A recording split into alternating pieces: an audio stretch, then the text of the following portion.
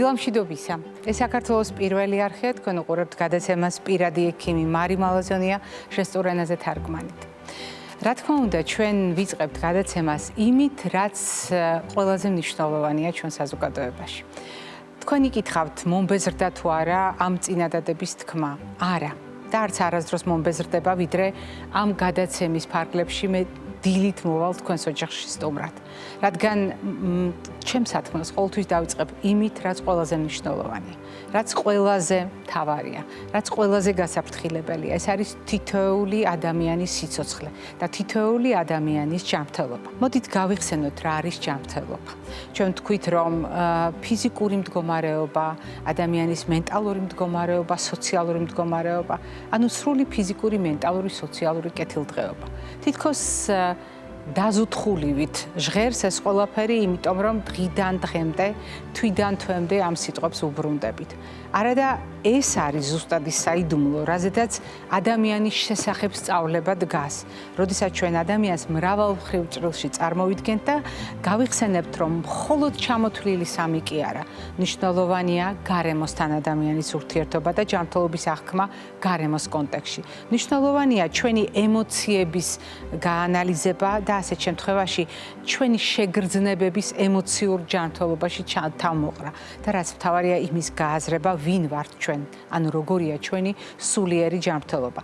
და თუ ამ ყველაფერს დავუმატებთ ისეთ მდგენელებს, როგორიც უკანასკნელ პერიოდში 6 კომპონენტიან განმარტებასთან ერთად გაჩნდა უკვე 8 კომპონენტიან განმარტებაში, ეს ხო არაფერია თუ არა მაგალითად ეკონომიკური მდგენელი, ეკონომიკური ფაქტორი, რომელიც ჯანმრთელობის განმტკიცებას ემსახურება და ჯანმრთელობის შენარჩუნებას და აგრეთვე ადამიანის შრომის ჯანმრთელობა, რომელიც ცალკე ფაქტორად არის განხილული, ცალკე წახნაგად არის წარმოჩენილი.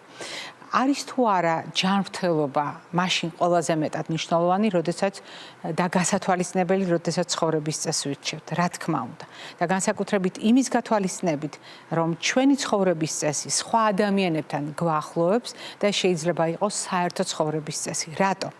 იმიტომ რომ ცხოვრების წესს ვირჩევთ ჩვენ, თუმცა ცხოვრების წესს აქვს პიროვნული დონე, საოჯახო დონე, საზოგადოებრივი დონე და ყველას ჩართულობა არის მნიშვნელოვანი.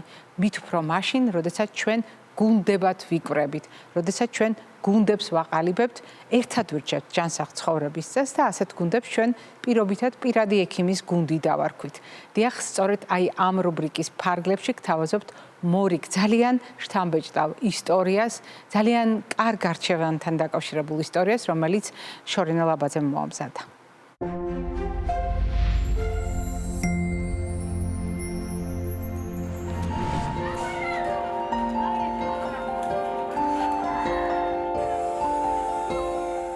გარემოს დაცვა თითოეული მოქალაქის მოვალეობა, მას ეზრუნვა ყველა შეგვიძლია მცირე აქტიური მოქმედებებით. ჩემი აზრით, ჯანსაღი გარემოს შექმნა არის ის მემკვიდრეობა, ერთ-ერთი საუკეთესო მემკვიდრეობა, რომელიც შეგვიძლია გადავცეთ მომავალ თაობას. სწორედ ამ მიზნით ჩვენ ყოველწლიურად ვრგავთ ნერგებს.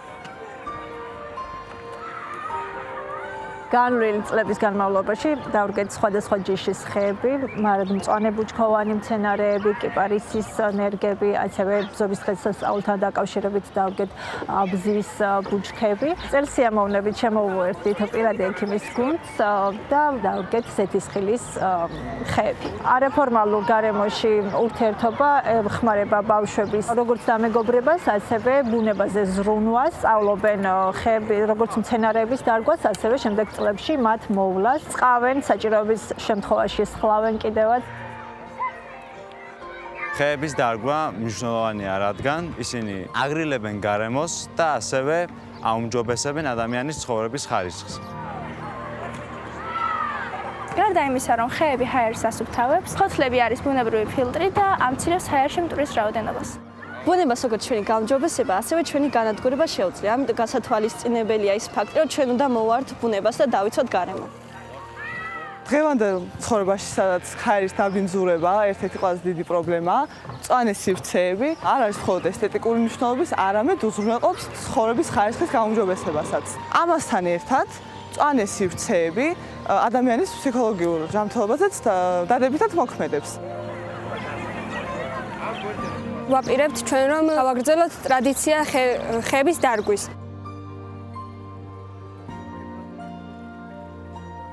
დეთისხილი ძალიან დიდხანს ცოცხლობს. იგის დაახლოებით 100-დან 1000 წლამდე არის მისი ცოცხლის ხანგრძლივობა გათვლილი. გავავრცელოთ ეს თავისუფლების, სიმშვიდის და სიძლიერის სიმბოლო მომავალ თაობებზე. ჩვენ ვართ პირადი ექიმის გუნდი!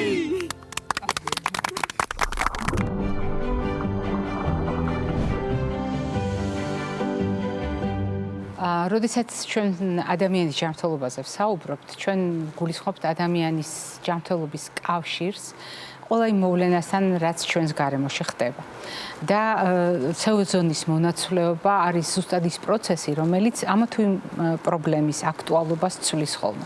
თქვენ იცით, რომ ჩვენს გადაცემაში სისტემატურად უბრუნდებით სხვადასხვა საკითხს, ჯერ ერთი ჩნდება ახალი მტკიცებულებები და მერე არის ძალიან მნიშვნელოვანი გამოცდილება, რომელიც გვიკარნახებს, რომ ძალიან კარგია, როდესაც ერთმანეთს შევახსენებთ შესაძლო საფრთხეებს, რადგან სწორედ ასეთი შეხსენების შემდეგ მსგავსი რისკები შეიძლება თავიდან ავიცილოთ.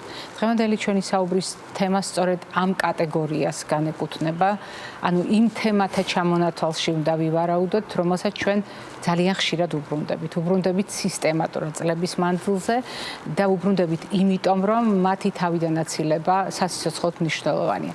დღევანდელი ჩვენი გადაცემის სტუმარი გახლავთ ჩვენი გადაცემის ძალიან დიდი ხნის მეგობარი და გულშემატკივარი, ქირურგი, რადიოლოგიური სამსახურის ხელმძღვანელი, ბატონი ბადრი ბაზაევი. დილამშვიდობისა, ბატონო ბადრი. მოგესალმებით.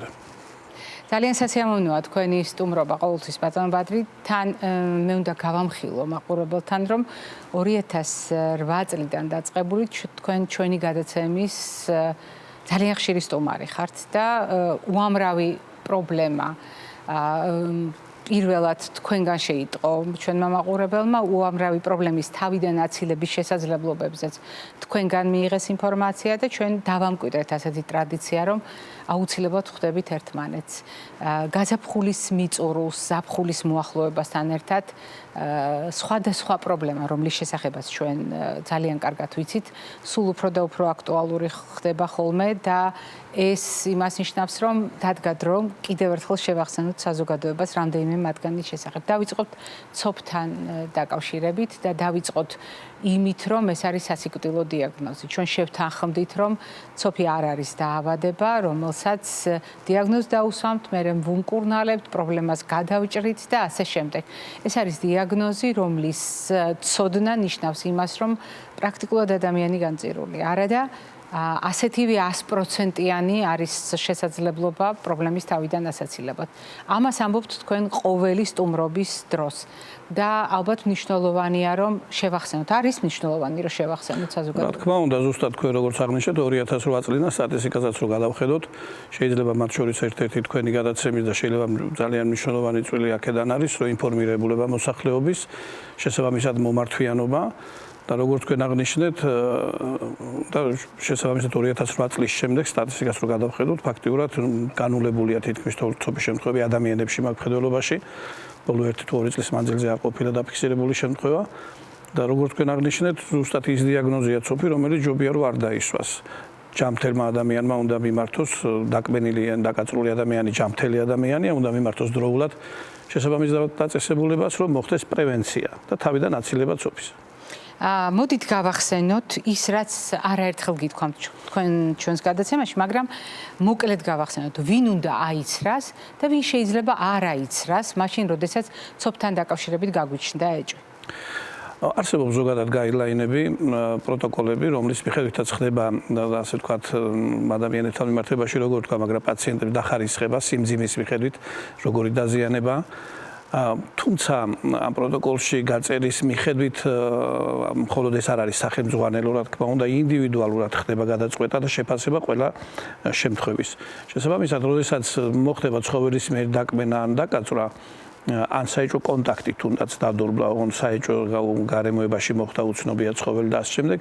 ჯობია ყველა შემთხვევაში რადიოლოგთან ვიზიტი, რადიოლოგი მთელი საქართველოს მანძილზე მასშტაბით არის ხელმისაწვდომი, არ არის აუცილებლად მაგალითად მაინც თბილისში ვიზიტი. შეფასდება ინდივიდუალურად სიტუაცია, რა დონის დაზიანება, რა სიმძიმისა, დაუყოვნებლივ არის საცხრა საჭირო თუ არ არის საჭირო, თუ საჭიროა მედიკამენტები ხელმისაწვდომია მუდმივად და შესაბამისად როგორც თქვით, მოხდება შესაბამისი კურსის დანიშვნა, ვაქცინაციის თუ საჭირო იქნება და თავიდან აცილება დაავადების. რა დრო გვაქვს? ყბენიდან, დაკაწვრიდან, დადორბლიდან? დრო ესეთი განსაზღვრული ხშირად მithქვამს ხოლმე რომ დადის დაფრინავს ასე ვთქვათ საათები 24 საათი 48 საათი 72 საათი არ ნიშნავს ეს რომ 25 საათიან რომელიღაცა საათზე დაგვიანებულია სწორი ფორმულება დაგვიანებული მაშინ არის მიმართვა ექიმთან როდესაც უკვე დაავადება სოფი ამ შემთხვევაში დაემართა განვითარდა თვითონ დაავადება შესაბამისად უფრო სწორია რაც შეიძლება დროულად ანტირაბიული კაბინეტები 24 საათი მუშაობს ეს ისევ არ ნიშნავს იმას რომ გაკაწვრის შემთხვევაში მაშინვე თავკოთ მოგლეჯვილი გავიქცეთ ექიმთან მაგრამ ნუ იმ დღეს თუ ვერ ვახერხებთ მეორე დღეს მაინც ვიზიტი ექიმთან აუცილებლად თქვენ ყოველთვის ხას უსვამთ ხოლმე სახიფათო ზონებს როდესაც მეტი ყურადღება გვმართებს მეტი სიფრთხილე და ნაკლებად უნდა დავკარგოთ დრო ეს არის სხეულის კონკრეტული ნაწილები რომელიც მეტად საყურადღებოა ეს არის სახისარე თითები რაც უფრო ახლოს არის ცენტრალურ ნერვულ სისტემასთან თუმცა ასევე მნიშვნელობა აქვს ჭრილობის სიღრმეს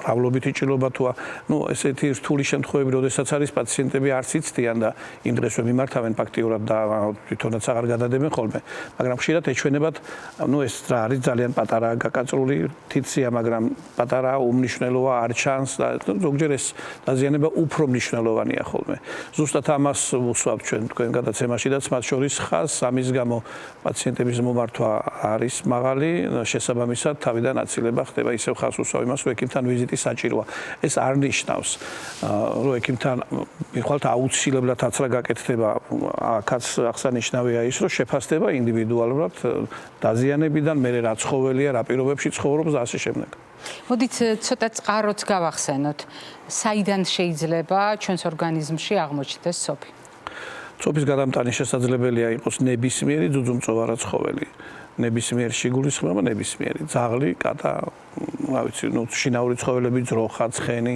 და რა თქმა უნდა გარეული ცხოველებიც ფრინველებიდან სოფის გადაცემა არ ხდება მაგრამ ფრინველის დაკაწვრის შემთხვევაში შესაძლოა და ხშირ შემთხვევაში საჭიროა ხოლმე ტეტანუსის საწინააღმდეგო ვაქცინაცია ჩვენს გადაცემაში გვისაუბრია ღამურებთან დაკავშირებითაც როდესაც იყო ამაზე საუბარი თუმცა საქართველოში ეს საფრთხე არ არის ეს კონკრეტულ რეგიონს დედამიწის უკავშირდება და ეს საფრთხე ჩვენ არ გვეხება თუმცა ჩვენ გვეხება ძალიან გავრცელებული კითხვები რომელიც ახლა უნდა დაგისვათ თუ ადამიანს მოუწია აცრა მას შემდეგ რაც გაიარა რადიოლოგთან კონსულტაცია და გადაწყდა რომ მას კონკრეტული სქემით უნდა ჩაუტარდეს ვაქცინაცია ეს ნიშნავს თუ არა იმას რომ ეს ადამიანი სამუდამოდ დაცულია ცოფისგან არა სამუდამოდ დაცული სამწუხაროდ არ არის, მაგრამ თანამედროვე კვლევებით სხვათა შორის აღნიშნულია შემთხვევები, რომ ერთჯერ ჩატარებული ვაქცინაციით შეიძლება ბევრი წლის მერე ანტისხეულები იყოს ორგანიზმში,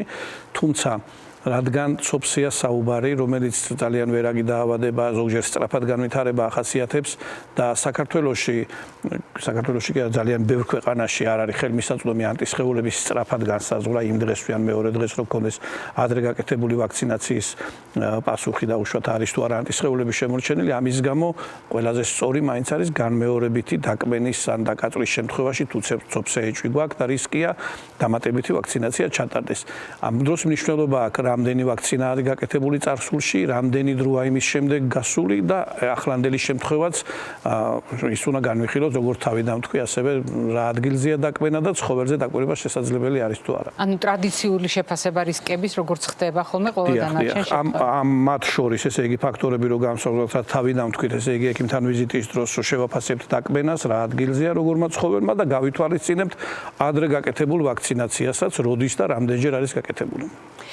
ძალიან დიდია ადამიანთა რიცხვი ცივილურ სამყაროში, ვისაც აქვს განსხვავებული იმუნური პასუხი ამა თუ იმ მოვლენას. ჩვენ ამას ზოგადად ალერგიად მოვნათლავთ, მაგრამ რეალურად ეს არის გადაჭარბებული იმუნური პასუხი სხვადასხვა ალერგენზე და ეს ალერგენი იმდენად მრავალფეროვანია თავისი შინაარსით, ფორმით, მოქმედებით, რომ ექიმებმა ვიცით, რამდენი სახე შეიძლება მიიღოს ამ პროცესმა. მიუხედავად ამ დეტალებზე კონცენტრირებისა, მოდით ზოგადად ვთქვათ, ალერგიულად რომ თვლის ადამიანი თავს, რომელსაც ჰქონდა სხვადასხვა პრობლემა თავისი ცხოვრების მანძილზე, ან ჰქონდა სხვადასხვა ეპიზოდი, რომელმაც სწორედ ალერგიის ჭრილში ცოტა არ იყოს შეაშინა.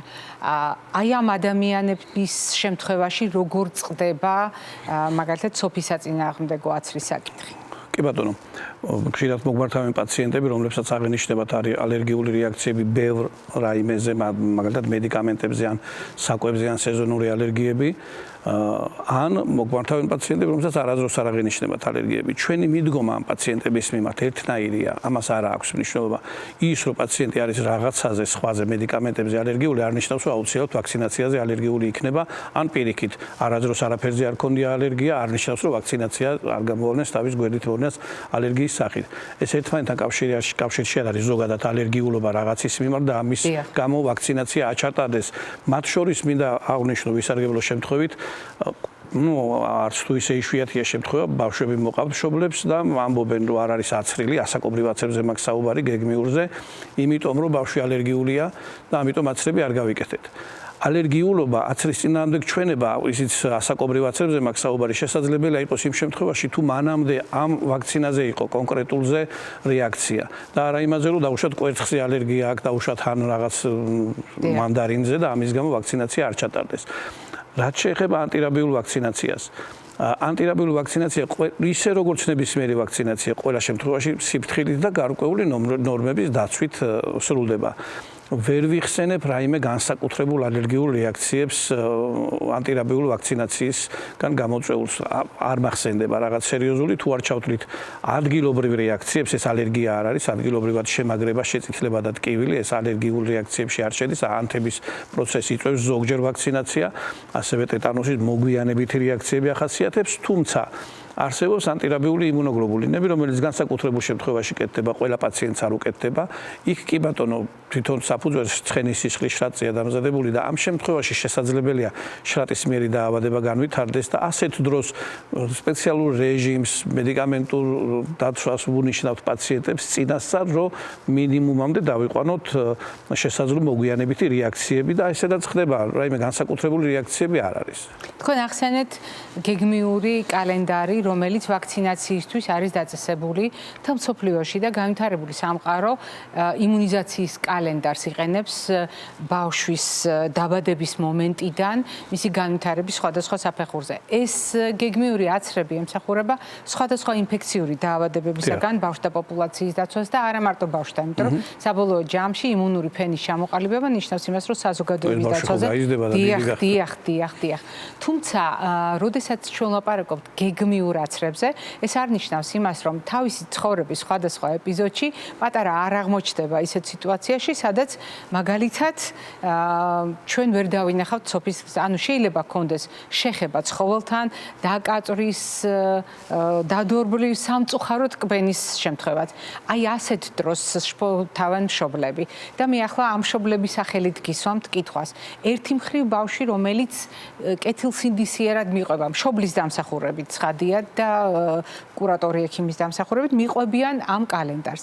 და აი ამ დროს ან სიახლოვეს მორიგი აცრისა, ან ახალი ჩატარებულია რომელიღაცა გეგმიური აცრა, ბავშვს უწევს სოფის საწინააღმდეგო ვაქცინაცია. აქ როგორ არის ურთიერთობა? პრაქტიკულად ეს ვაქცინაცია, ასაკობრივი ვაქცინაცია და სოფის საწინააღმდეგო აცრები ზოგადად არ მოდის წინააღმდეგობაში. მით უმეტეს, როდესაც დაუშვათ იკეთებს ბავშვი უკვე ვაქცინაციას ასაკობრივს, გეგმიურს ასე ვთქვათ და დაკბინა მაგ დროს ცხოველმა და ჩვენ ჩავთვალეთ, რომ ვაქცინაცია სოფის საწინააღმდეგო აუცილებელია. სოფის საწინააღმდეგო ვაქცინაცია, რა თქმა უნდა, პრიორიტეტული ხდება ამ შემთხვევაში და მიუხედავად ყველაფრისა უნდა ჩატარდეს, იმიტომ რომ სოფისგან თავის აცილების ერთადერთი გზა ვაქცინაცია არის, აღნიშნეთ უკვე ეს. მაგრამ თუ პირიქით ხდება, მაგალითად ჩავუტარეთ სოფის საწინააღმდეგო ვაქცინაცია და ამის შემდეგ რამდენიმე დღეში უწევს სხვაც რა. ესეც ხდება ინდივიდუალურად განსაზღვრა, იმიტომ რომ სხვა გეგმიურ ვაქცინაციასთან დაკავშირებით იქ უკვე დამოკიდებულია რა ტიპის ვაქცინაა გასაკეთებელი, როგორ და შესაძლებელია მოხდეს რაღაც გარკვეული პაუზის დაცვა, ინდივიდუალურად ხდება ამის შეთანხმება რა ბიოლოგთან და იმასთან ვინც უნდა ჩაატაროს გეგმიური ვაქცინაცია. როდესაც ჩვენ თქვით რომ დღევანდელი საუბარი ერთის მხრივ იქნებოდა შეხსენება და მეორეს მხრივ გარკვეულწილად ახალი შტრიხები კითხვებთან მიმართებაში, მე ვგულისხმობდი თუნდაც იმ კითხვას, რომელსაც ახლა დაგისვამთ. როდესაც ვლაპარაკობთ თანამედროვე ადამიანზე, რომლის სიცოცხლის საშუალო ხანგრძლივობა მედიცინის განვითარების დამსახურებით იცვლება და იზრდება ეს მაჩვენებელი, ეს გულისხმობს იმას, რომ გარკვეული კატეგორია ადამიანები საკმაოდ ბევრ მედიკამენტს მოიხმარს. მაგალითად, ასაკთან ასოცირებული პრობლემების დასაძლევად. ან შეიძლება იყოს უფრო ადრეულ ასაკში ქრონიკული პრობლემების გამო ადამიანს, ან თუნდაც მწვავე პრობლემის გამო, არა ერთი, არამედ რამდენიმე მედიკამენტის მიღება სჭირდება. სწორედ ამ ადამიანების სახელით ვსვამ ახლა ამ კითხვას, იმიტომ რომ ერთი მხრივ მედიკამენტები, რომელიც ყოველდღიურად რუტინის სახით აქვს ამ ადამიანს თავის რეჟიმში გათვალისწინებული და მეორე მხრივ ვაქცინაციის საჭიროება.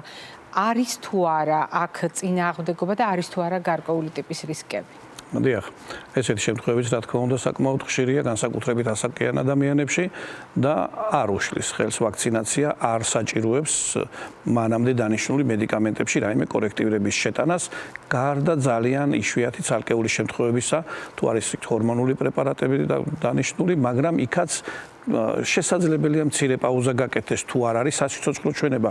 ჩვენ ისე არ უნდა მოვიქცეთ, რომ ერთი სასიცოცხლო ჩვენებით, მეორე მხარესაც ასევე სასიცოცხლო ჩვენება შეთანხმებით ხდება. უიშვიათესი შემთხვევებია, რომ რაიმე მედიკამენტის დროებით შეჩერებაზე უთხრათ პაციენტებს. ძალიან იშვიათი შემთხვევებია, როგორც ასეთი პაციენტები თვითონ იმდენად ვერ ვიხსენებ შემთხვევებს, რომ გამორჩენოდეთ პირველი რომ ვიზიტის დროს სწრაფად ცდილობენ, რომ ეს გვითხრან, რომ ეს მედიკამენტები დანიშნული აქვს, ასე რომ ძალიან მობილიზებული არიან ამ ხრივაზე და ჩვენთან შეთანხმებით როგორც წესი არ ხდება რაიმე კორექტირების საჭიროება. და ერთი ძალიან გავრცელებული კითხვა და კითხვა, რომელიც ტრადიციულად არის ხოლმე ჩვენი საუბრის ნაწილი. მე ვთქვი 2008 წლიდან და შემიძლია ასევე ვთქვა, რომ არასდროს დამირღვევია ტრადიცია და ამ კითხვას გისვამთ.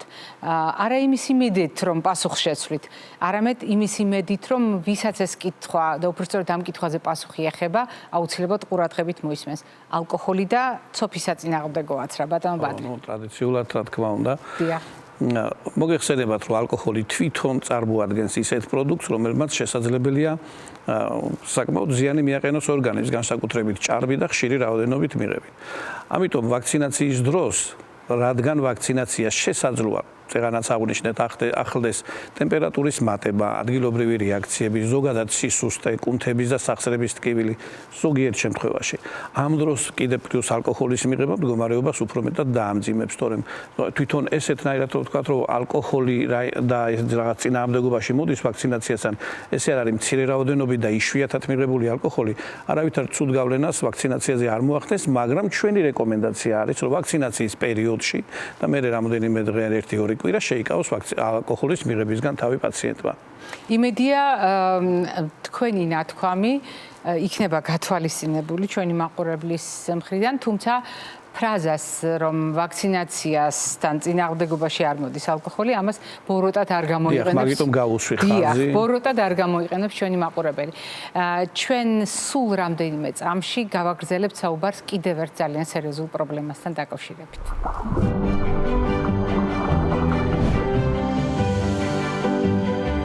ჩვენ როგორც შევთანხმდით, ვაგრძელებთ საუბარს თემით, რომელიც ასევე არაერთხელ მოგისმენიათ ჩვენს გადაცემაში, მაგრამ გამეორება რამდენად მნიშვნელოვანია ჯანმრთელობის პრობლემებთან დაკავშირებით. ჩვენ ეს ძალიან კარგად ვიცით. ტეტანუსზე ვაგრძელებთ ახლა საუბარს ბატონო ბატრი. ტეტანუსი როდის იძენს აქტუალობას? მას აქვს აქტუალობის სეზონი? თუ ის მუდმივად აქტუალური საკითხია? სეზონურობა სხვადასხვა არც ცობს არ ახასიათებს, გონიათ ხოლმე რომ ზაფხულში უფრო მეტად არის შანსი და ჩვენ არც კი შევეხეთ ამ კონტექსტში. ხო, ამიტომ ეხლა ესე დავიწყოთ.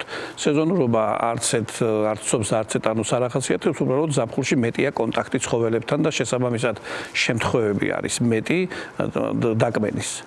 თორე ზოგადად ცოფი რაც შეეხება ცოფს, ტეტანოს რაც შეეხება სეზონურობა არც აქვს, უბრალოდ შეიძლება ვთქვათ, რომ სასოფლო-სამეურნეო სამუშაოებთან დაკავშირებით შეიძლება გაიზარდოს გაზაფხულზე და ზაფხულის პერიოდში სოფლის მოსახლეობაში ან ვით სამსაქმიანობით არის დაკავებული ტრავმებზე, აქვს საუბარი ჭრილობების მიღებაზე და ასე შემდეგ სხვადასხვა, მათ შორის შეიძლება სახლში მიღებული საყოფაცხოვრებო ტრავმების დროს. ასევე შესაძლებელია იყოს დამწრობების დროს ტეტანოსის საჭიროებაში და რა თქმა უნდა ცხოველებისგან მიღებული ფრინველებისგანაც შესაძლებელია მიღებული დაზიანებების დროს ცოფის პარალელურად შესაძლებელია ხშირ შემთხვევაში ტეტანოსის საწინააღმდეგო ვაქცინაციაც იყოს საჭირო. რატომ რა არის ტეტანოსი? მოდით გავახსენოთ რამდენიმე სიტყვით მაყურებელს. ტეტანოსი ასევე ინფექციური დაავადება, ხალხში გავრცელებულია შრატი გაუკეთეს, ესეთნაირად არის შრატი მჭირდება, ამ სახელით არის გავრცელებული დაავადება ტეტანოსი ინფექციური დაავადება. რომელიც ცოფივით ვერაგი დაავადება არ არის, მაგრამ არც თუ ისე სასიამოვნო, იმიტომ რომ მაღალი პროცენტი აქვს სიკვდილიანობის სხვადასხვა ქვეყნებში სხვადასხვა ტეტანოსის სიკვდილ დაავადებული ადამიანის გადარჩენაზე მაქვს საუბარი თუ დაემართა, ესე იგი არ მიმართა ექიმს, ვაქცინაცია არ ჩაიტარა და დაემართა დაავადება ტეტანოსი, დაახლოებით 35-40%-ია სიკვდილის შანსი საქართველოში.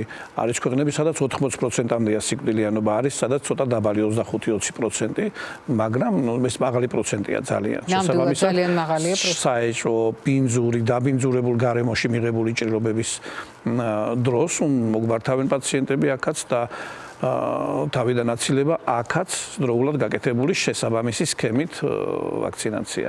მოდით მე დავაზუსტებ. როდესაც სასოფლო-სამეურნეო სამუშაოები, რა კითხვენ ასე ახსენეთ, სასოფლო-სამეურნეო სამუშაოების დროს მიწასთან მუშაობს ადამიანი, რაღაც ინსტრუმენტით მიიყენა ჭრილობა, მიადგა ჭრილობა, დაზიანება აქვს და მიწამ დააზიანა, უბრალოდ დააბინძურა ჭრილობა. ცხოველის კბენის დროს ნაკბენთან ერთად გაჩნდა ჭრილობა, რომელიც მაგალითად აი მიწით დაბინძურებული თათით ან სხეულის სხვა ნაწილით ასევე აბინძურებს. მაგალითად, როდესაც დამწრობის შემთხვევაშიც არის იმის ალბათობა, რომ მიწის სხვადასხვა ნაწილაკი. ანუ მიწა უნდა ფიგურირებდეს ამაბინძურებელთა შორის, რომ ჩვენ ტეტანუსზე ვილაპარაკოთ?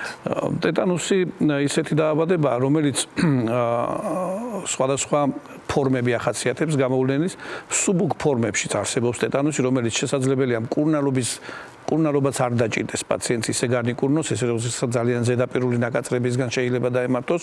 მნიშვნელობა აქვს ტეტანუსის სიმძიმე, როგორც წავა თვითონ დაავადება, რა რაოდენობით გამომწვევი მოხდა ჭრილობაში და უნდა მოხდეს უჟანგბადო გარემოში. განსაკუთრებით საშიში, ამიტომ ასეთ შემთხვევებში არის ნაჩხლეტი ჭრილობები ან ნაფლეთოვანი ჭრილობები, სადაც ჯიბეებია. ჯიბეები ესე ნუ წარმოვიდგინეთ ეხლა რომ ისეთი ჯიბია რომ რაღაც ხელი შეგვიძლია შეგიძლიათ, სადაც დახურულია უჟანგბადო გარემოშია. ამიტომ ხაზგასმით ვამბობ ხოლმე რომ ნაჩხლეტი, მათ შორის ცხოველებისგან, აი კატასაა განსაკუთრებით ძალიან წვრილი კლანჭები, კბილები შეუმჩნეველია თითქმის იმისგან მიყენებული ნაკბენი ესე ვიზუალურად, მაგრამ გაცილებით მეტი პრობლემა შეიძლება შექმნას, ვიდრე აი ესე დანით გაჭრილმა დაუშვა დაავადება. ეს არ ნიშნავს რომ დანით გაჭრილი კარგია, მაგრამ რომ ავიღოთ ესე იგი ვიზუალური შეფასების დროს შეიძლება უფრო მცირეთ და ასე ვთქვათ ნაკლებად გამოიყურებოდეს საშიშად, მაგრამ უფრო საშიში იყოს ტეტანუსის განვითარების მხრივ. სასოფლო-სამეურნეო სამუშაოები რო აღნიშნე უბრალოდ ამ დროს შანსები მეტია რომ ტრავმა მიიღოს და ასევე საწარმოო ტრავმები, უამრავი მშენებლობაზე. რომლებიც ღია სივრცეში მეტროს გაატარებენ, აქცევისას, ტრავმირების დროს, რამდენად საყურადღებოა და რამდენად საჭიროა რომ მშობელმა ეს გაითვალისწინოს. სხვათა შორის არის ძალიან მნიშვნელოვანი კითხვა, როდესაც მაგალითად ქალაქის პირობებში, სადაც გამონაბოლქვია, სადაც გარემოს დაბინძურების ხარისხი ძალიან მაღალია, აივანზე რომ მიწის ნაწილაკებია, სხვადასხვა ნაწილაკებია, შეიძლება აქაც ვიპოვოთ ტეტანუსის წყარო. დიახ. ტეტანუსი შესაძლებელი იყოს ყველგან ამ სტუდიაშიდაც ყველგან შეიძლება იყოს როგორც თქვით წეგან სხვადასხვა რაოდენობით ამას მნიშვნელობა აქვს ასევე შესაძლებელია ძალიან დაბინძურებულ გარემოში მივიღოთ დაზიანება მაგრამ იმდენად ზედაპირული იყოს მაცერაცია ზედაპირული არ ჩავთვალოთ საჭირო ჩვენ ტეტანუსის საწინააღმდეგო ტეტანუსის ვაქცინაციას როდესაც ვატარებთ სასწორზე უნდა დავდოთ ეს არ ნიშნავს ეხლა რომ აი ესეთი ხმალმომართულით გავართ და ვინც მოვიდა პატარა გაკაწრულით ყველა მოდის შესაფასებლად მდგომარეობის მათ შორის ბავშვები ახსენეთ ასაკობრივ აცრებს აქვს მნიშვნელობა ასე რომ არ იყოს ბავშვებში ასაკობრივი აცრები არ ტარდებოდეს რომელშიც ერთ-ერთი კომპონენტი ტეტანუსის არის ძალიან მაღალი იქნებოდა ბავშვებში განსაკუთრებით ტეტანუსის შემთხვევები იმიტომ რომ ბავშვები ხშირად არ ამბობენ მშობელი ხა ყოველდღე ვერ დაათვალიერებს იმის დაზიანებებს ბავშვმა თამაშიც რომ შეიძლება ყურადღებაც არ მიაქციოს გართული რო არის თამაში დაზიანებას ვერც მიხვდეს რომ დაიზიანა შეიძლება და არც ჩამოიბანს არც დაიმუშავებს კვალიფიციურად მაგრამ ბავშვებს ვიცავთ ჩვენ ასაკობრივ იმიტომ აღვნიშნეთ პირველ ნაწილში რაც გადაცემის რომ აუცილებელია და ძალიან საჭიროა წინააღმდეგობაში მოდიან ხოლმე მშობლები მოვლენ ძალიან შეშინებული 5 წლის 6 წლის ბავშვი მოყავთ ჭრილობით და ამბობენ რომ ტეტანუსის საცრაზე მოვიდნენ მაშინ აი გამზადებულად რომ ტეტანუსის საცრად მოვიდნენ ვეკითხები ასაკობრივი აცრები გაკეთებული არა აქვს რატომ რო უსვავ შეკითხვას რატომ არ აცერით ასაკობრივად ну არა აცრების წინააღმდეგი ვარ და ეხლა ხო ასაცრელად მოხვედი და გაცილებით უფრო ცოტა ასე ვთქვათ ბავშვის თულად უნდა ავცრათ ვიდრე მანამდე ვაქცინაცია უნდა ჩატარებულიყო გეგმიურად ამიტომ მე ჩემი რჩევა ყველასთვის რა თქმა უნდა როგორ გაითვალისწინებენ არ ვიცი მაგრამ იქნება რომ ჩაიტარონ პრევენციული ღონისძიებები ესე იგი ასაკობრივი აცრები როგორც ეკუთვნის კალენდრის მიხედვით რომელიც ბავშვს იცავს ფაქტიურად 100%-ით აი ესეთი ტრავმების დროს აღარ დაჭირდება მე ექსტრემალური ვაქცინაცია დადგა მომენტი და ჩატარდა ექსტრემალური ვაქცინაცია მაგალითად ცოფთან ერთად დაჭირდა ან ნებისმიერ სხვა სიტუაციაში დაჭირდა ადამიანს რა პერიოდით იცავს ეს ადამიანის ორგანიზმს და ძალიან ხშირად იბადება ხოლმე კითხვა რომ შეიძლება დაახლოებით 5 თვეში, 1 წელიწადში ადამიანს ისევ ჰქონდეს რაღაც ეპიზოდი, რომელიც ლოგიკურად მიიყვანს თითოს ტეტანუსის აცრასთან, მაგრამ ყოველთვის საჭიროა მის გაკეთება. არის თუ არა დრო ამ შემთხვევაში მნიშვნელოვანი? აგიხსნა, ბავშვებში რაც შეეხება, ორ ნაწილად გავყოთ ახლა მოსახლეობა, ბავშვები და მოზრდილები.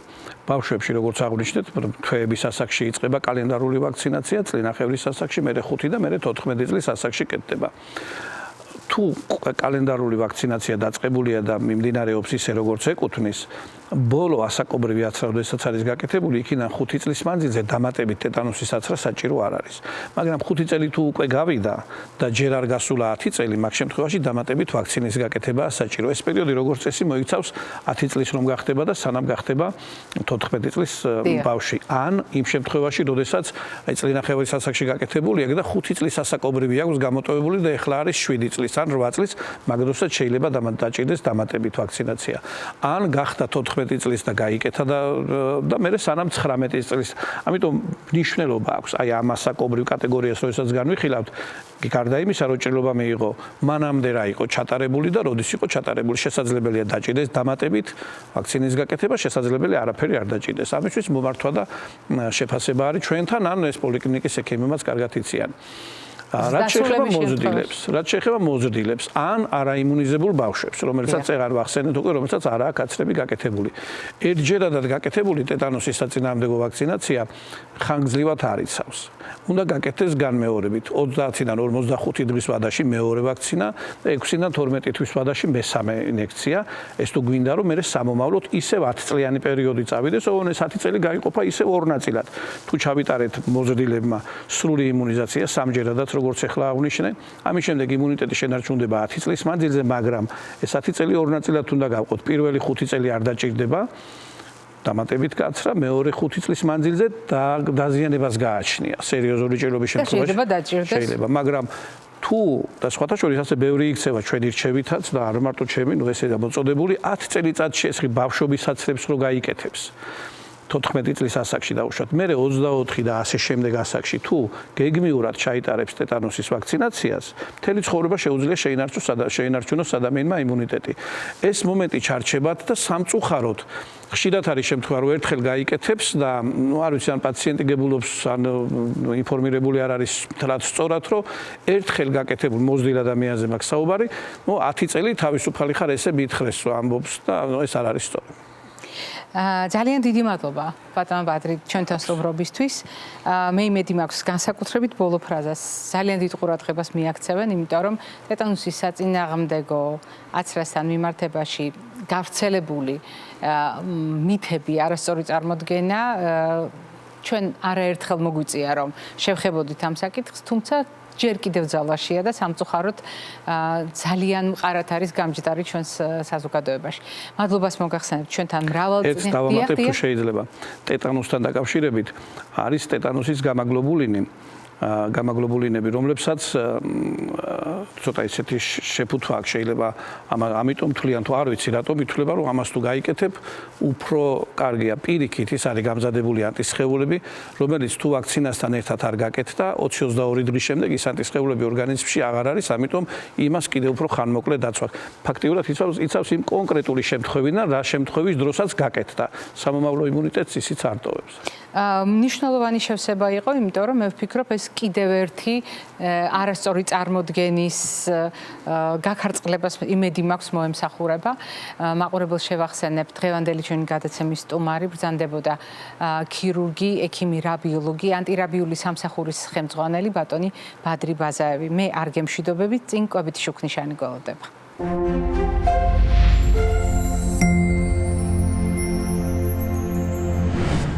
ჩვენი კვებით შუქნიშანი არის გზამკვლევი და თქვენ თუ ჩვენი გადაცემის ერთგული მაყურებელი ბრძანდებით ამის შესახებ ძალიან კარგად იცით.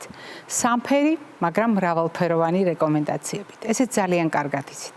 თუმცა მე ვისარგებლებ შემთხვევით და შეგახსენებთ, რამდენად მნიშვნელოვანია ნებისმიერი ცოდნა სხვადასხვა მდგომარეობის და სიტუაციის შესაბამისად კიდევ ერთხელ გადავამოწმოთ ან დავაზუსტოთ. სეზონური ცვლილებები როგორც წესი განსხვავებულ რისკებს გულისხმობს ჩვენი ჯანმრთელობისთვის. განსაკუთრებით მაშინ, როდესაც კონკრეტულ საკვებ პროდუქტებსა და კვებით ჯგუფებზე ვსაუბრობთ. რა თქმა უნდა, დღევანდელი ჩვენი კვებით შუქნიშანი ყველა მდგომარეობას ვერ დაიტევს და ყველა აქტუალურ რეკომენდაციასაც ვერ შეგახსენებთ, უბრალოდ დრო არ გვაყოფა. თუმცა ამ საკითხებს ჩვენ ყოველთვის ვანაწილებთ ხოლმე გადაცემებში და არასდროს დავაკლებთ ცდას, რომ სრულყოფილად მიიღოთ ინფორმაცია. ხოლო რაც შეეხება დღევანდელ სათქმელს, ეს იქნება მთავარი საკითხის შეხსენება, რომელიც დაბალანსებულ კვებას უკავშირდება. დიახ, ჩვენ ერთი მხრივ ვამბობთ, რომ ადამიანს ყველა ჯგუფის პროდუქტი სჭირდება, პროდუქტების მრავალფეროვნებით იმისთვის რომ ყველა საკვები ნივთიერება მიიღოს მისმა ორგანიზმმა. ამისთვის არის თეფში ჩვენი სიმბოლო, სადაც სულ ცოტა 5 ჯგუფის 5 ფერის პროდუქტია, კიდევ უფრო მნიშვნელოვანია ხაზგასმა იმისა, რომ ცისარტყელა თეფშზე ჩვენთვის უკეთესია. თუმცა თუ საკვები ჯგუფებს გავყვებით და გავიხსენებთ უკანასკნელ პერიოდში რა რისკებზე ვისაუბრებთ, უპირველეს ყოვლისა მიწასთან ახლოს მზარდ მცენარეებს გაგახსენებთ. რატომ გაგახსენებთ? იმიტომ რომ ძალიან ბევრ მათგან ურთიერთობა ახლა განსაკუთრებით მჭიდროდ მოგვიწევს სეზონური აქტუალობიდან გამომდინარე. დიახ, ეს პროდუქტები სულ უფრო ხშირად გაჩნდება ჩვენს რაციონში და კიდევ უფრო მნიშვნელოვანია იმის გათვალისწინება, რომ ოჯახის დიასახლისებმა შეიძლება ეტაპობრივად დაიწყონ ამ პროდუქტების დამარაგება შემოდგომისთვის და ზამთრისთვის. აქ განსაკუთრებული მნიშვნელობა აქვს სწორედ ფრაზას, რაც უკვე გამოვიყენე, მიწასთან ახლოს მზარდი. დიახ, მიწასთან დაკავშირებული დაბინძურებები იყო დღევანდელი ჩვენი საუბრის თემა და მიწასთან დაკავშირებული რისკი, ერთ-ერთი რისკი არის ბოტულიზმი, რომელიც აუცილებლად უნდა გავითვალისწინოთ მაშინ, როდესაც სამარაგოდ ვინახავთ ნივთიერებებს, პროდუქტებს, საკვებს. ამ შემთხვევაში გაგახსენებთ მიწასთან ახლოს მზარდ კონკრეტულ მცენარეებს, როგორიც არის ბადრიჯანი, პომიდორი, წიწაკა, სტაფილო, კიტრი. ეს პროდუქტები, რა თქმა უნდა, სეზონურად აქტუალურია და ამავე დროს იმის გათვალისწინება, რომ ამ პროდუქტების დამარაგების დროს იზრდება შინ მომზადებული კონსერვების გათვალისწინებით იზრდება საფრთხეები, რომელიც შეიძლება თავიდან ავიცილოთ, მაგალითად შინ მომზადებულ პროდუქტებზე და კონსერვებზე უпростоრად უარის თქმით, ან რისკების გათვალისწინებით, ვფიქრობ ძალიან მნიშვნელოვანი შეხსენებაა სწორედ დღეს, სწორედ ახლა, სწორედ სეზონის გათვალისწინებით. კიდევ ერთი ძალიან მნიშვნელოვანი ჯგუფი ეს არის ეგრეთ წოდებული მწვანე ფოთლოვანი მცენარეები. მწვანე ფოთლოვანი მცენარეები ყველაზე რეკომენდებული პროდუქტების ჯგუფში შედის და ჩვენ ხშირად საუბრობთ ხოლმე ისპანახის, მწვანე სალათის ფოთლის, სხვადასხვა სახის მწვანილის გამოყენების აუცილებლობაზე. უფრო მეტი ჩვენ საუბრობთ ამ პროდუქტების ყოველდღიურ ჩართულობაზე კვების რაციონში, საუბრობთ მათ ანთების საწინააღმდეგო, კიბოს საწინააღმდეგო და მრავალ სხვა სასიკეთო ეფექტზე.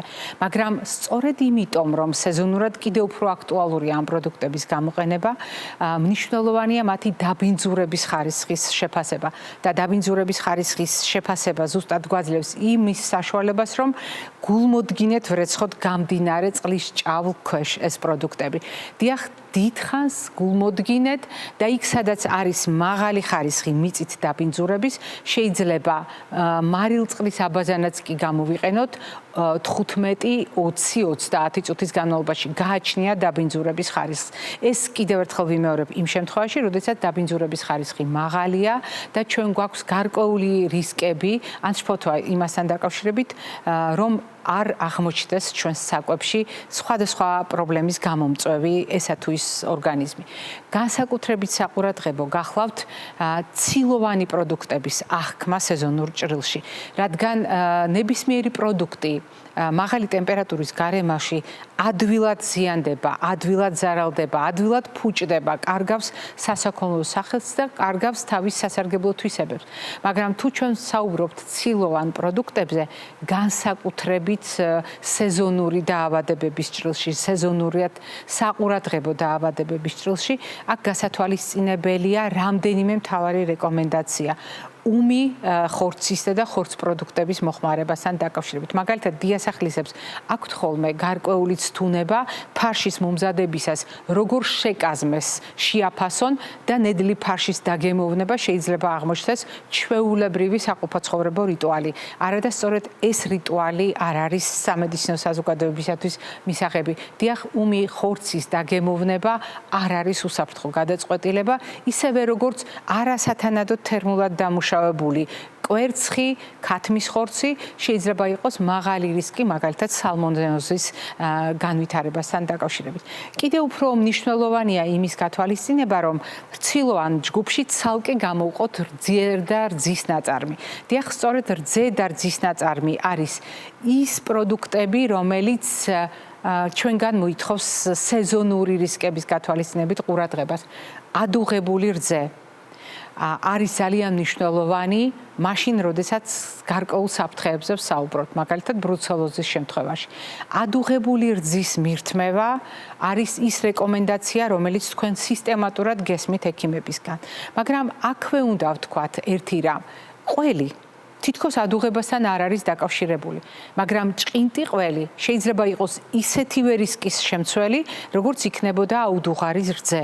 ამიტომ თუ ჩვენ ვლაპარაკობთ რისკების თავიდან აცილებაზე, მაშინ ბევრად უფრო უკეთესი გადაწყვეტილება იქნება ეგრეთ წოდებული მოხარშული ყველის ჯიშების გამოყენება და თუ ვლაპარაკობთ მაგალითად ეგრეთ წოდებული იმერული ყველის გამოყენებაზე, ქარხნული წესით დამზადებული ყველის გამოყენებაზე, აქ ლაპარაკია მარილ წყალში ნადებ პროდუქტზე არანაკლებ 2 თვისა. თუ რძესთან დაკავშირებულ თემას გავაგრძელებთ, მიაქციეთ ყურადღება, რომ არსებობს ტერმინები სტერილიზაცია, პასტერიზაცია, ძალიან ხშირად გაგვიგონია ეს ტერმინები და მაგალითად სტერილიზაცია გულისხმობს იმას, რომ 100 გრადუსზე და ზემოთ არის პროდუქტი დამუშავებული. ხოლო პასტერიზაცია განსხვავებულ მიდგომას გულისხმობს. ტრადიციულად პასტერიზაცია ეს არის სადღაც 60-დან 65 გრადუსიდან 90 გრადუსამდე რამდენიმე წუთის განმავლობაში პროდუქტის დამუშავება შეიძლება 30 წუთამდეც კი გაგრძელდეს, გააჩნია რა შემთხვევაში. და ეს პროდუქტი ითვლება პასტერიზებულად, ისევე როგორც უკიდურესად, ანუ ულტრა პასტერიზებული პროდუქტი, რომელიც ძალიან მოკლე დროში, სულ რამდენიმე წამის განმავლობაში 100 გრადუსზე მაღალ ტემპერატურაზე, შეიძლება 140 გრადუსამდეც კი ტემპერატურის პირობებში, მხოლოდ რამდენიმე წამი დაყრდნოს. რძე ხშირად არის სწორედ ამ კატეგორიის პროდუქტთა შორის, რომელიც განიცდის პასტერიზაციას. რატომ ტარდება პასტერიზაცია? პასტერიზაცია არის ისეთი დამუშავება პროდუქტის, როდესაც მისი ბოლომდე თქვათ დამუშავება სტერილიზაციისგან განსხვავებით არ ხდება, ანუ რეალურად მისი შემადგენლობიდან სხვადასხვა დაავადების გამოწვევი, ეგრეთ წოდებული პათოგენები ნადგურდება ამ ტექნოლოგიის დამსახურებით. თუმცა პროდუქტი თავის საგემოვნო თვისებებს, თავის ღირსებებს ინარჩუნებს. ამიტომ პასტერიზებული რძე ძალიან პოპულარული პროდუქტია. მით უფრო რომ მას აწერია, რომ მისი შენახვა შეგვიძლია 10-14 დღის განმავლობაში, 2 კვირის განმავლობაში. მაგრამ მიაქციეთ ყურადღება. ძალიან ბევრ ჩვენგანს შეიძლება აქვს ცდუნება, რომ ასეთი რძე ხანგრძლივად დავაყოვნოთ მაცივარში. დიახ, ჩვენ პასტერიზებული პროდუქტები უნდა მაცივარში შევინახოთ. მაცივრის პირობებში შეიძლება ის 2 კვირა იყოს ვარგისი, მაგრამ მაშინ, როდესაც ის გაუხსნელია. თუ პროდუქტი გაიხსნა, ასეთ შემთხვევაში პასტერიზებული პროდუქტებიც შეიძლება საფრთხედ გვექცეს, თუ არ დავიცავთ მთავარ კანონზომიერებას.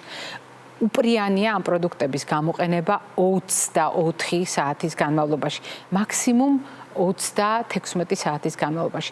თუ თქვენ გახსნილი პასტერიზებული პროდუქტი თუნდაც მაცივრის პირობებში 1 კვირა, 2 კვირა, 14 დღე დააყოვნებთ, ეს იმას ნიშნავს, რომ ამ პროდუქტს შეიძლება ჰქონდეს ჯანმრთელობასთან დაკავშირებული რისკები. და კიდევ ერთი ჩვევა, რომელიც ადამიანთა ძალიან დიდ კატეგორიას, უბრალოდ ძალიან დიდ ჯგუფს აღმოაჩნდა. ძალიან ხშირად ჩვენ საუბრობთ ხოლმე კონსერვირებულ პროდუქტებზე. ცხადია, საწარმოო წესით დამზადებული კონსერვი მაქვს ამ შემთხვევაში მხედველობაში და მხედველობაში მაქვს პროდუქტები, რომელიც შინაარსით შეიძლება იყოს სხვადასხვაგვარი, მაგრამ იფუთება მეტალის ჰერმეტულად მომზადებულ კოლოფში. ანუ ეს არის თავდახურული, ჰერმეტულად დახუფული პროდუქტები, რომელიც თავისი გამოყენების ინსტრუქციას ატარებენ. როგორც კი ჩვენ გავხსენით ეს პროდუქტი, ჩვენ ვიწყებთ მის გამოყენებას. და აქ არის სწორედ ტრადიცია, რომელიც არც თუ ისე სასარგებლოა ადამიანის ჯანმრთელობისათვის. ხშირად ადამიანები გახსნილ კონსერვს, თავახდილს ან სპეციალური ხუფით, მაგრამ უკვე ჰერმეტულობა დარღვეულს მაცივარში ინახავენ. ეს შეიძლება იყოს მაგალითად თევზი, ეს შეიძლება იყოს მაგალითად შედედებული რძე, ეს შეიძლება იყოს მაგალითად პომიდორი, ტომატი და ასე შემდეგ. უამრავი პროდუქტი, რომელიც ყოველდღიურად რუტინულად შეიძლება ოჯახებში გამოიყენება. არადა სწორედ ასეთი ჩვევა აღმოჩნდა მაღალი რისკის შემცველი. რატომ? როდესაც ჩვენ დავარღვიეთ ჰერმეტულობა, ჩვენ ამითი დავარღვიეთ ის გარსი, რომელიც შიგნიდან ფარავს კონსერვს. ანუ ჭურჭელი ამ შემთხვევაში დაფარულია გარსით, რომელიც იცავს თვითონ ჭურჭელს დაჟანგვისგან. ანუ პროდუქტი ერთია და თავად ჭურჭელი და მისი უსაფრთხოება მეორე. მეტალის ჭურჭელი იწყებს დაჟანგვას. არ არის აუცილებელი, რომ ჟანგი თვალით დავინახოთ. როგორც კი მისი ჰერმეტულობა დაირღვა და ჰაერს ეხება, ანუ ჟანგბათან ჰაერთან აქვს კონტაქტი, დაჟანგვის პროცესი უკვე მიმდინარეობს. ეს არის საფრთხე თვითონ იმ პროდუქტისთვის, რომელიც მის შიგთავს წარმოადგენს და მეორე ჰერმეტულობის დარღვევის შემდეგ პროდუქტი შეღწევადია ჰაერისთვის და შესაბამისად ნოყიერი ნიადაგია იმისთვის, რომ სხვადასხვა სახის მიკროორგანიზმები გამრავლდეს და პროდუქტმა ვარგისიანობა დაკარგოს. ამიტომ ეს ჩვევა არც თუ ისე სასარგებლო ჩვევა ჯობს დავივიწყოთ და თუ შიგთავსის გამოყენებაზეა ლაპარაკი უკვე გახსნილი კონსერვის შემთხვევაში აუცილებლად დავიცვათ გახსნის შემდეგ მისი გამოყენების ინსტრუქცია და აუცილებლად დავცალოთ ეს პროდუქტი სხვა ჭურჭელში გადავიტანოთ და მხოლოდ ასეთ შემთხვევაში გამოვიყენოთ ხოლო თვითონ მეტალის კოლოფს აუცილებლად შეველიოთ ეს ხო დღევანდელი ჩემი რეკომენდაციები მე ამით გემშვიდობებით ჯანმრთელობას და დღეგრძელობას გისურვებთ.